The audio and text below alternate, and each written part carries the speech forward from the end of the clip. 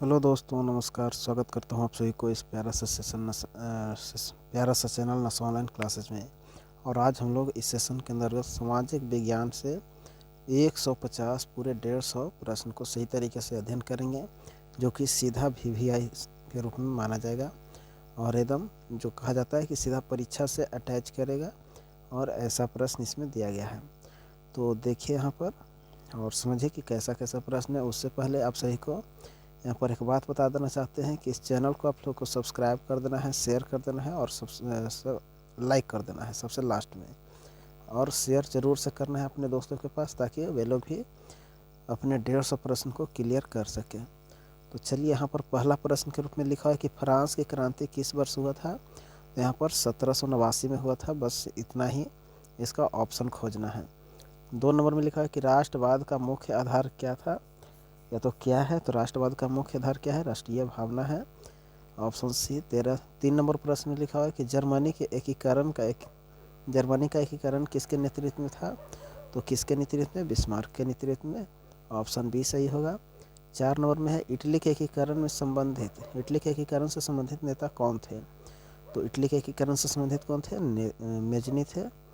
5 number प्रश्न में लिखा है कि सत्याग्रह शब्द किससे संबंधित है। सत्याग्रह शब्द जो है वह किससे संबंधित है। तो यह सत्य के लिए आग्रह, यानी कि ऑप्शन बी होगा। 6 नंबर प्रश्न लिखा है कि सहयोग आंदोलन कब प्रारंभ हुआ। सहयोग आंदोलन था वह कब प्रारंभ हुआ। तो कब प्रारंभ हुआ था? 1920 ईस्वी में, यानी कि ऑप्शन संख्या सी होगा। दांडी मार्च या तो कह सकते हैं कि दांडी यात्रा किस वर्ष हुआ था। तो दांडी यात्रा जो था वह 1930 ईस्वी में हुआ था, यानी कि ऑप्शन सी सही होगा। उसके बाद 8 नंबर प्रश्न में लिखा है कि रॉलेट एक्ट किस वर्ष पारित हुआ था। तो रॉलेट एक्ट किस वर्ष पारित हुआ था? 1919 ईस्वी में। आगे का प्रश्न लिखा हुआ है कि जलियांवाला बाग हत्याकांड कहाँ हुआ था। तो जलियांवाला बाग हत्याकांड कहाँ हुआ था? अमृतसर में, यानी कि ऑप्शन सी होगा।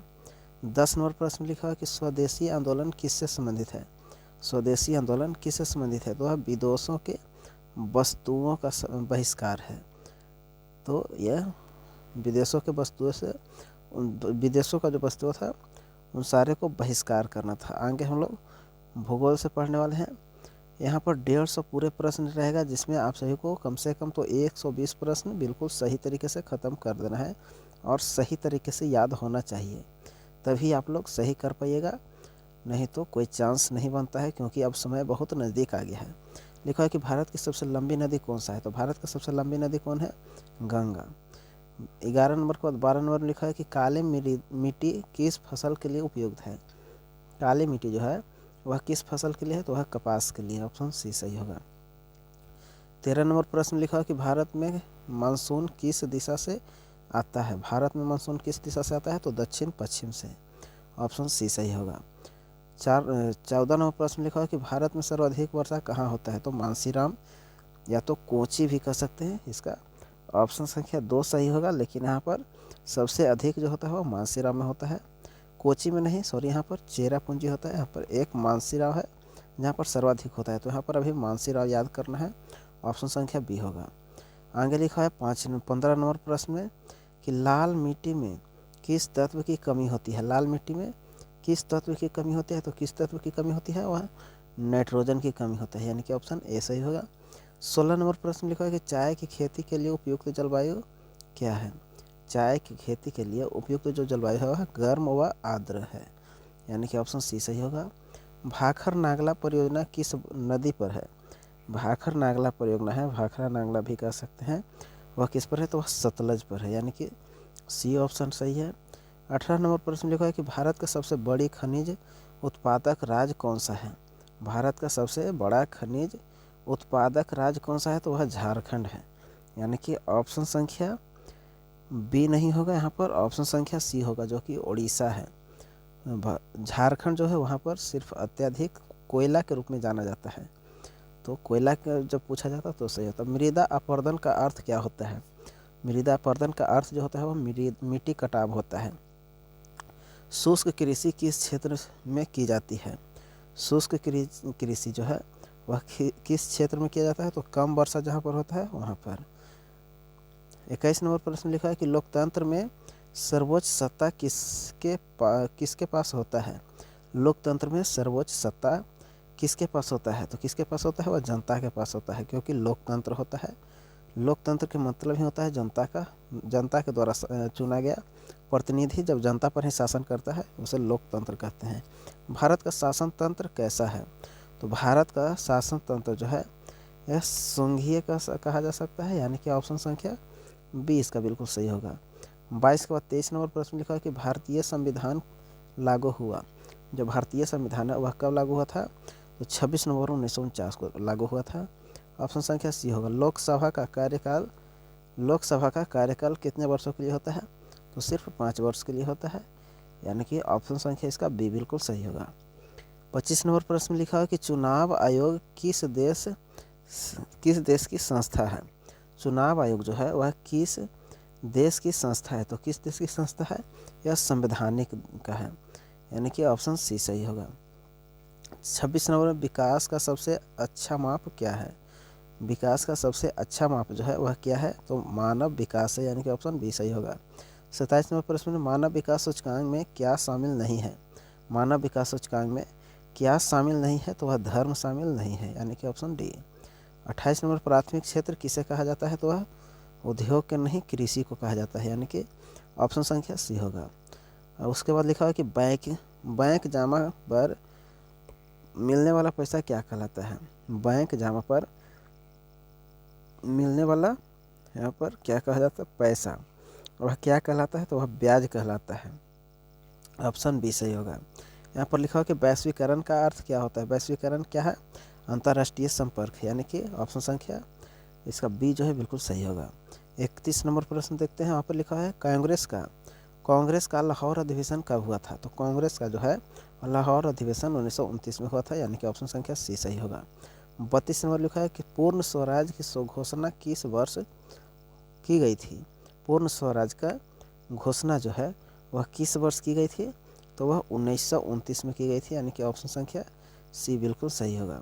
33 नंबर प्रश्न लिखा है कि भारत छोड़ो आंदोलन कब शुरू हुआ था? भारत छोड़ो आंदोलन कब शुरू हुआ था? तो वह 1942 में शुरू हुआ था, यानी कि ऑप्शन संख्या सी। साइमन कमीशन भारत कब आया था? साइमन कमीशन जो है भारत कब आया था? 1928 ईस्वी में। यहाँ पर लिखा है कि सविनय अवज्ञा आंदोलन का संबंध किससे है? सविनय अवज्ञा आंदोलन कर न देना, यानी कि ऑप्शन संख्या ए बिल्कुल सही है। यहाँ पर लिखा है कि नमक सत्याग्रह का नेतृत्व किसने किया? नमक सत्याग्रह का नेतृत्व किसने? गांधी जी ने किया था, यानी कि ऑप्शन संख्या सी होगा। भारत का पहला गवर्नर जनरल कौन थे? तो भारत के प्रथम जो गवर्नर जनरल थे वह कौन थे? वारेन हेस्टिंग्स, यानी कि ऑप्शन संख्या बी बिल्कुल सही है। यहाँ पर लिखा है कि बंगाल विभाजन किस वर्ष हुआ था? बंगाल विभाजन किस वर्ष? 1905 ईस्वी में हुआ था।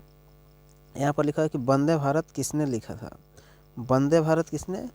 बंकिम चंद्र चट्टोपाध्याय, यानी कि ऑप्शन संख्या बी बिल्कुल सही है। अब इसके बाद 40 नंबर प्रश्न लिखा है कि प्रथम विश्व युद्ध कब शुरू हुआ था? तो प्रथम विश्व युद्ध कब शुरू हुआ था? 1914 ईस्वी में हुआ था, यानी कि ऑप्शन संख्या बी बिल्कुल सही है। 41 नंबर प्रश्न देखते हैं। 41 नंबर प्रश्न में लिखा है कि भारत में सर्वाधिक जनसंख्या वाला राज्य कौन है? तो भारत में सर्वाधिक जनसंख्या वाला राज्य कौन है? उत्तर प्रदेश है। यहाँ पर लिखा हुआ है कि भारत के सबसे बड़ा राज्य क्षेत्रफल के अनुसार कौन है? तो वह राजस्थान है, यानी कि ऑप्शन संख्या सी सही होगा। नर्मदा नदी किस दिशा में बहती है? नर्मदा नदी जो है वह किस दिशा में बहती है? तो वह पश्चिम दिशा में बहती है, ऑप्शन संख्या डी। भारत में लौह अयस्क का प्रमुख प्रकार कौन सा है? तो भारत में जो है लौह अयस्क का मुख्य जो कह सकते हैं अयस्क हेमाटाइट है, यानी कि ऑप्शन संख्या सी सही होगा। 45 नंबर प्रश्न लिखा है कि कॉफ़ी की खेती मुख्यतः किस राज्य में होता है? कॉफ़ी की खेती मुख्यतः किस राज्य में? तो कर्नाटक, ऑप्शन सी होगा।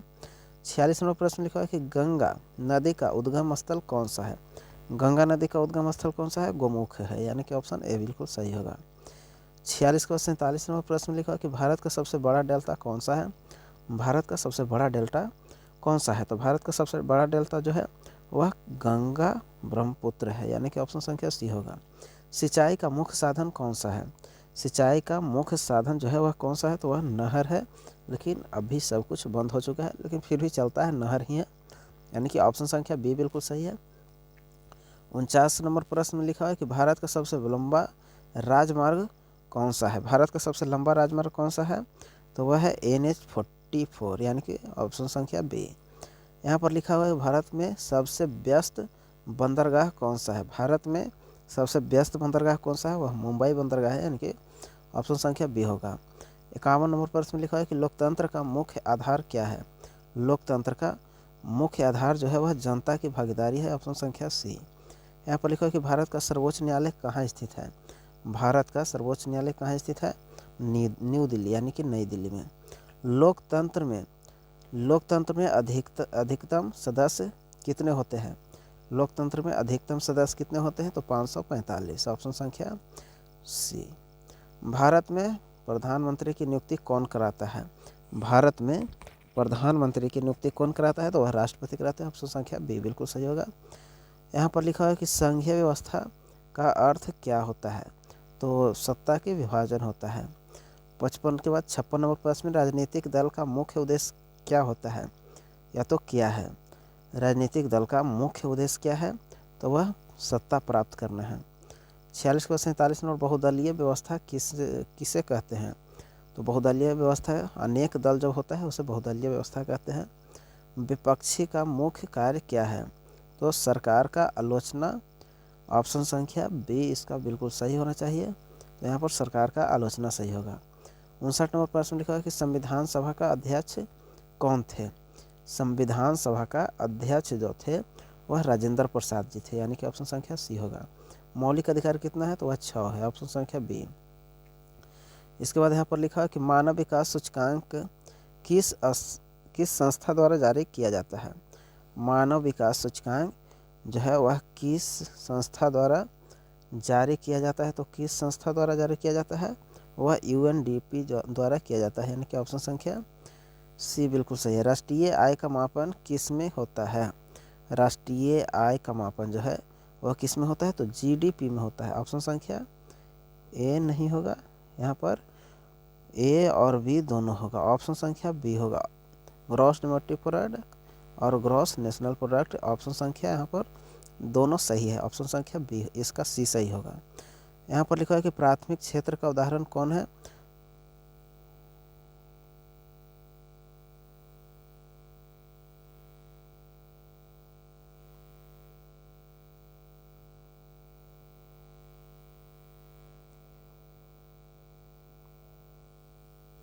लिखा है कि प्राथमिक क्षेत्र का जो उदाहरण है वह कौन सा है, तो वह कृषि है, ऑप्शन संख्या सी सही है। द्वितीय क्षेत्र का उदाहरण कौन है, तो द्वितीय क्षेत्र का कौन सा है, यहाँ पर द्वितीय क्षेत्र किससे संबंधित है। द्वितीय क्षेत्र जो है वह किससे संबंधित है, तो वह उद्योग से संबंधित है, ऑप्शन संख्या बी। तृतीय क्षेत्र किससे संबंधित है, तो वह यहाँ पर तृतीय क्षेत्र में क्या शामिल है, तो तृतीय क्षेत्र जो है वह किससे शामिल है, वह परिवहन है, ऑप्शन संख्या सी। संगठित क्षेत्र का उदाहरण कौन सा है। संगठित क्षेत्र का उदाहरण जो है वह सरकारी नौकरी है, ऑप्शन संख्या सी। यहाँ पर लिखा है कि असंगठित क्षेत्र का विशेषता क्या है, तो इसका सही ऑप्शन क्या होगा, अनिश्चित रोजगार, ऑप्शन संख्या सी। बैंक ऋण क्यों देता है, तो लाभ के लिए, ऑप्शन संख्या ए बिल्कुल सही होगा। 59 नंबर प्रश्न लिखा है कि लाख का, यहाँ पर एक सेकंड, साख का अर्थ क्या है। साख का अर्थ क्या है, विश्वास है, ऑप्शन संख्या ए नहीं सी। वैश्वीकरण से क्या समझते हैं, तो अंतर्राष्ट्रीय व्यापारी, या तो व्यापार, ऑप्शन संख्या बी। WTO का फुल फॉर्म क्या है, या तो कह सकते हैं कि पूरा नाम क्या है, तो WTO का पूरा नाम क्या है, वर्ल्ड ट्रेड ऑर्गेनाइजेशन है, या ऑप्शन संख्या ए बिल्कुल सही होगा। उपभोक्ता संरक्षण के उद्देश्य क्या है। उपभोक्ता संरक्षण का उद्देश्य क्या है, उपभोक्ता का सुरक्षा, ऑप्शन संख्या बी बिल्कुल सही होगा। भारत में उपभोक्ता दिवस कब मनाया जाता है, तो भारत में उपभोक्ता दिवस कब मनाया जाता है, 15 मार्च को, ऑप्शन संख्या बिल्कुल ए सही होगा। आगे 74 नंबर प्रश्न को देखते हैं, और 74 नंबर में क्या लिखा है, लिखा हुआ कि सहकारी संस्था का मुख्य जो उद्देश्य होता है वह क्या है, तो वह सेवा है, यानी कि ऑप्शन संख्या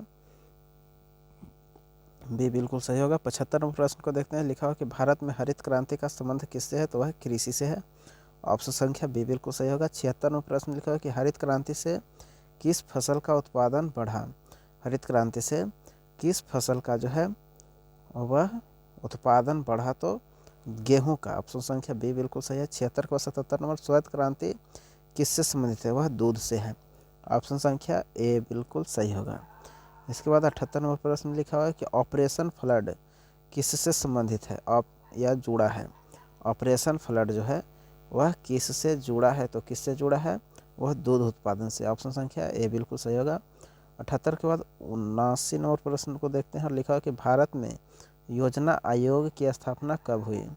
भारत में योजना आयोग की स्थापना कब हुई? 1951 ईस्वी में। 80 नंबर प्रश्न में लिखा है कि नीति आयोग का गठन कब हुआ? नीति आयोग का गठन जो हुआ वह कब हुआ? तो कब हुआ था? 2015 ईस्वी में, यानी कि आज से 10 साल पहले। लोकतंत्र में चुनाव क्यों होता है? लोकतंत्र में चुनाव क्यों होता है? तो वह सत्ता या किसके लिए होता है? जनता की भागीदारी के लिए, यानी कि ऑप्शन संख्या इसका बी बिल्कुल सही होगा। 82 नंबर प्रश्न को देखते हैं और यहाँ पर लिखा है कि एक व्यक्ति एक वोट का अर्थ क्या है? एक व्यक्ति एक वोट का अर्थ क्या है? तो यहाँ पर समान अधिकार है। ऑप्शन संख्या ए बिल्कुल सही होगा। 82 के बाद 83 नंबर प्रश्न में लिखा हुआ है कि संविधान का संरक्षण कौन करता है? तो संविधान का संरक्षण कौन करता है? तो राष्ट्रपति करता है। सॉरी, यहाँ पर राष्ट्रपति नहीं, सर्वोच्च न्यायालय करता है। ऑप्शन संख्या सी बिल्कुल सही होगा। यहाँ पर पूरे हम लोग 150 प्रश्न को करेंगे, जिसमें आप सभी का टारगेट कम से कम 120 होना चाहिए। और हाँ, लास्ट में आप सभी को वीडियो पसंद आए तो लाइक कर दीजिएगा और लाइक के साथ साथ सब्सक्राइब कर दीजिएगा इस चैनल को, और अपने दोस्तों के पास शेयर भी सही तरीके से कर दीजिएगा, ताकि हमारा जो है सब्सक्राइबर बढ़ सके और आपके दोस्त मित्र जो भी हों वो भी सही तरीके से पढ़ पाए। यहाँ पर लिखा है कि मौलिक कर्तव्य कितने हैं? तो वही 11 हैं, यानी कि ऑप्शन संख्या सी बिल्कुल सही होगा। पंचायती राज व्यवस्था कितने स्तर की होती है? तो यह कितने प्रकार के? 3 स्तर की होती है। ऑप्शन संख्या सी। ग्राम पंचायत का प्रमुख कौन होता है? तो वह ग्राम पंचायत का प्रमुख जो होता है वह सरपंच होता है। ऑप्शन संख्या सी।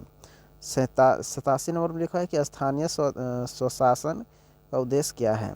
स्थानीय स्वशासन का उद्देश्य जो है वह क्या है? तो स्थानीय विकास है। ऑप्शन संख्या बी बिल्कुल सही है। 88 नंबर प्रश्न लिखा है कि भारत में साक्षरता दर का संबंध है? भारत में साक्षरता दर का संबंध है तो यह किससे है? यह शिक्षा से संबंधित है। ऑप्शन संख्या ए। 89 नंबर प्रश्न लिखा है कि जनसंख्या वृद्धि से क्या समस्या है? जनसंख्या वृद्धि से क्या समस्या है? तो क्या समस्या है? यहाँ पर रोजगार, आवास, संसाधनों पर दबाव। तो यहाँ पर सभी होगा। ऑप्शन संख्या डी बिल्कुल सही है। 89 के बाद 90 नंबर लिखा हो कि सतत विकास का अर्थ क्या है? सतत विकास का अर्थ क्या होता है? सतत विकास का अर्थ होता है भविष्य को ध्यान में रखकर विकास, सतत विकास कहलाता है। 90 के बाद 91 नंबर प्रश्न को देखते हैं और लिखा है कि प्राकृतिक संसाधन कौन से है? प्राकृतिक संसाधन कौन से है? तो प्राकृतिक द्वारा प्रदत्त है, यानी कि ऑप्शन संख्या बी बिल्कुल सही है, प्राकृतिक संसाधन। अब यहाँ पर 92 नंबर प्रश्न लिखा है कि नवीकरणीय संसाधन का उदाहरण क्या है? उदाहरण इनमें से कौन सा है? तो नवीकरणीय कौन सा है? ऊर्जा, सौर ऊर्जा। ऑप्शन संख्या सी बिल्कुल सही होगा। अब इसके बाद 93 नंबर प्रश्न को देखते हैं और 93 नंबर प्रश्न लिखा है कि वन संरक्षण क्यों आवश्यक है? तो लकड़ी के लिए, पर्यावरण संतुलन के लिए, उद्योग के लिए।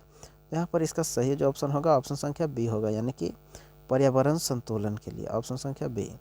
93 के बाद 94 नंबर जैव विविधता का अर्थ क्या है? जैव विविधता का अर्थ है तो क्या है? 2 प्रजाति या जीव में विविधता। तो जो यहाँ पर है वो सही कौन सा होगा? जीवों में विविधता। ऑप्शन संख्या सी। 94 के बाद 95 नंबर प्रश्न को देखते हैं और 95 नंबर में लिखा है कि राष्ट्रीय उद्यान का उद्देश्य क्या है? राष्ट्रीय उद्यान का मुख्य जो उद्देश्य है वह क्या है? यहाँ पर संरक्षण है। ऑप्शन संख्या बी। यहाँ पर लिखा है कि प्रदूषण का मुख्य कारण क्या है? तो उद्योग होगा। ऑप्शन संख्या बी बिल्कुल सही होगा। अब इसके बाद चलते हैं 97 नंबर प्रश्न में और 97 नंबर प्रश्न में लिखा हुआ है वायु प्रदूषण से क्या प्रभावित होता है? तो वायु प्रदूषण से स्वास्थ्य भी और फसल भी और जल भी, तो इनमें से सभी होगा। ऑप्शन संख्या डी बिल्कुल सही है। 98 नंबर प्रश्न लिखा है कि जल संरक्षण क्यों आवश्यक है? जल संरक्षण क्यों आवश्यक है? तो वह कमी के कारण, प्रदूषण के कारण भविष्य के लिए। इनमें से सभी सही होगा। ऑप्शन संख्या डी बिल्कुल सही है। 98 के बाद 99 नंबर प्रश्न को देखते हैं। 99 नंबर प्रश्न लिखा है कि वर्षा जल संचयन का उद्देश्य क्या है? वर्षा जल संचयन या तो कह सकते हैं संचय, यह क्यों, इसका उद्देश्य क्या है? तो जल संरक्षण है। ऑप्शन संख्या बी बिल्कुल सही है। 99 के बाद 100 नंबर प्रश्न लिखा है कि पर्यावरण दिवस कब मनाया जाता है? तो पर्यावरण दिवस कब मनाया जाता है? तो 22, यहाँ पर पर्यावरण दिवस कब मनाया जाता है? 1 दिसंबर को। पर्यावरण दिवस 1 दिसंबर को मनाया जाता है। ऑप्शन संख्या डी बिल्कुल सही है। यहाँ पर हम लोग 150 प्रश्न को करेंगे, आप सभी को पता होगा, जिसमें से 100 प्रश्न को बिल्कुल सही तरीके से कर चुके हैं। और यहाँ पर आप सभी से पूछ लेते हैं एक बार कि आप सभी को ये जो सेशन है वह कैसा लग रहा है। अगर अच्छा लग रहा है तो सब्सक्राइब कर लीजिए, ताकि आगे चलकर सेम इसी प्रकार से हम लोग सही तरीके से कर पाएँ। और हाँ, शुरू हो रहा है 1 फरवरी से, फिर से शुरू हो रहा है, जो कि नए बैच होगा क्लास 10th के लिए। तो चैनल को सब्सक्राइब करने के लिए बोल दीजिएगा अपने छोटे भाई एवं बहनों को, ताकि आगे चलकर वह सही कर पाएँ। 101 प्रश्न लिखा हुआ है कि संसाधन नियोजन का अर्थ क्या है? संसाधन नियोजन का अर्थ क्या है? संसाधनों का उचित उपयोग, यानी कि ऑप्शन बी बिल्कुल सही है।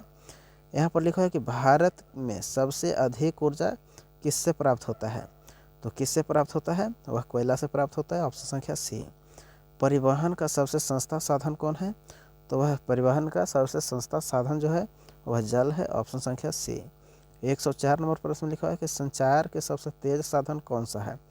तो यह संसार का सबसे तेज है जो इंटरनेट है। ऑप्शन संख्या सी सही होगा। 105 नंबर लिखा है कि जनगणना कितने वर्षों में होता है? तो 10 वर्ष में होता है। ऑप्शन बी बिल्कुल सही है। 106 नंबर प्रश्न लिखा हुआ है कि भारत की पहली जनगणना कब हुआ था? तो भारत की पहली जनगणना जो था वह 1861 में, यानी कि ऑप्शन संख्या बी सही है। नगरीकरण का अर्थ क्या है? नगरीकरण का जो अर्थ है वह क्या है? तो शहरों की वृद्धि। ऑप्शन संख्या बी। 107 के बाद 108 नंबर, प्रवास का मुख्य कारण क्या है? प्रवास का मुख्य कारण क्या है? तो रोजगार, शिक्षा, विवाह, इनमें से सभी होगा। ऑप्शन संख्या डी। 109 नंबर प्रश्न लिखा है कि मानव संसाधन का अर्थ क्या है? मानव संसाधन का अर्थ क्या है? तो कुशल जनसंख्या। ऑप्शन संख्या सी बिल्कुल सही होगा। 110 में लिखा है कि कौशल विकास का उद्देश्य क्या है? कौशल विकास का उद्देश्य क्या है? तो यहाँ पर रोजगार का बढ़ाना, या तो रोजगार बढ़ाना। ऑप्शन संख्या बी बिल्कुल सही होगा। 110 के बाद 111 नंबर प्रश्न लिखा है कि बेरोजगारी का अर्थ क्या है? तो काम न मिलना। ऑप्शन संख्या बी बिल्कुल सही होगा। 111 के बाद 112 नंबर प्रश्न देखते हैं। 112 नंबर प्रश्न लिखा है कि मौसमी बेरोजगार किस क्षेत्र में होते हैं? मौसमी बेरोजगार किस क्षेत्र में होते हैं? तो किस क्षेत्र में होते हैं? वह कृषि क्षेत्र में होते हैं, जो कि यह मौसम के अनुसार होता है। शिक्षित बेरोजगारी का अर्थ क्या है? शिक्षित बेरोजगारी का अर्थ क्या है? शिक्षित पर काम नहीं। शिक्षित पर काम नहीं, यानी कि ऑप्शन संख्या 20 का बिल्कुल सही होगा। 114 नंबर प्रश्न लिखा है कि गरीबी रेखा किससे संबंधित है? तो किससे है? आय से संबंधित है। ऑप्शन संख्या ए बिल्कुल सही होगा। 114 के बाद 114 नंबर प्रश्न के बाद 115 नंबर प्रश्न को देखते हैं। और यहाँ पर लिखा है कि भारत में गरीबी मापन किस आधार पर किया जाता है? भारत में गरीबी मापन किस आधार पर किया जाता है? तो उपयोग के आधार पर किया जाता है। ऑप्शन संख्या बी बिल्कुल सही होगा। यहाँ पर लिखा है कि स्वयं सहायता समूह किससे जुड़ा है? स्वयं सहायता समूह जो है वह किससे है? तो वह ग्रामीण विकास से है। ऑप्शन संख्या सी बिल्कुल सही होगा। सूक्ष्म वित्त का उद्देश्य क्या है? सूक्ष्म वित्त का जो उद्देश्य क्या है, यहाँ पर इसका सही ऑप्शन क्या होगा? तो इसका सही जो ऑप्शन होगा गरीबों का ऋण होगा, गरीबों को ऋण होगा। 118 नंबर प्रश्न लिखा कि डिजिटल भुगतान का उदाहरण है। डिजिटल भुगतान का उदाहरण कौन है? तो यूपीआई है, यानी कि फ़ोन पे, गूगल पे। उपभोक्ता का अधिकार कौन सा है? उपभोक्ता का अधिकार कौन सा है? तो यहाँ पर कौन सा होगा? जानकारी का अधिकार, यानी कि ऑप्शन संख्या ए बिल्कुल सही होगा। 119 नंबर लिखा है कि ISI चिन्ह किससे संबंधित है? ISI किससे संबंधित है? तो यह गुणवत्ता से संबंधित है। ऑप्शन संख्या ए। यहाँ पर लिखा है कि एग मार्का किससे संबंधित है? तो एग मार्का जो है वह किससे संबंधित है? वह कृषि से संबंधित है। ऑप्शन संख्या बी बिल्कुल सही होगा। 122 नंबर प्रश्न लिखा है कि उपभोक्ता अदालत कहाँ होता है या कहाँ होती है। उपभोक्ता अदालत कहाँ होती है, तो यह कहाँ होती है आप सभी को बताना है। ये जो होता है जिला, राज्य एवं राष्ट्रीय सभी प्रकार के होते हैं। तो ऑप्शन संख्या सी बिल्कुल सही होगा। लिखा है कि राष्ट्रीय उपभोक्ता दिवस कब मनाया जाता है, तो राष्ट्रीय उपभोक्ता दिवस जो मनाया जाता है वह 24 दिसंबर को। ऑप्शन संख्या बी। 124 नंबर प्रश्न लिखा है कि लोकतंत्र के मीडिया की भूमिका क्या है। लोकतंत्र में मीडिया की जो है भूमिका है वह क्या है, तो मनोरंजन है, सूचना देना है, सरकार की निगरानी। तो इसका सही ऑप्शन कौन सा होगा, यहाँ पर इनमें से सभी होगा। ऑप्शन संख्या डी। 125 नंबर लिखा है कि दबाव समूह को क्या कहते हैं, तो दबाव समूह को क्या कहते हैं, वह सरकार की प्रभाव कहते हैं। सरकार पर प्रभाव यानी कि ऑप्शन संख्या सी। महिला सशक्तिकरण क्या अर्थ होता है, महिला सशक्तिकरण का क्या अर्थ होता है, तो यहाँ पर अधिकारों की वृद्धि या तो अधिकारों में वृद्धि। यहाँ पर लिखा है कि लैंगिक समानता का अर्थ क्या है, लैंगिक समानता का अर्थ क्या है, तो समान अधिकार है। ऑप्शन संख्या सी। 128 नंबर जातिगत असमानता किससे जुड़ी है, जातिगत असमानता किससे जुड़ी है, वह समाज से जुड़ा है। ऑप्शन संख्या सी बिल्कुल सही होगा।